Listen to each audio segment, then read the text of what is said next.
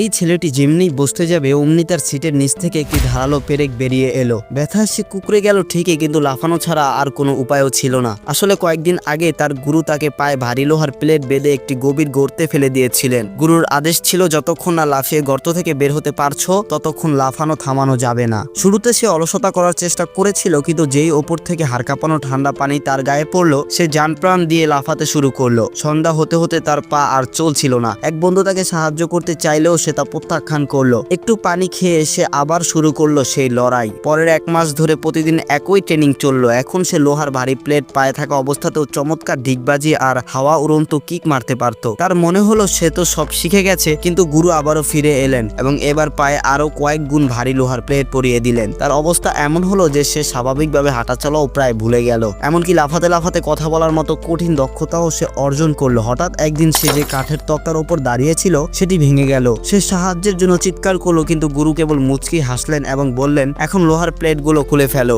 সে 1 second সময় নষ্ট করলো না, প্লেটগুলো খুলে ফেললো। সামনে সে বিশাল গর্ত, কিন্তু এবার সে কোনো ভয় না পেয়ে এক লাফে গর্তের বাইরে বেরিয়ে এলো।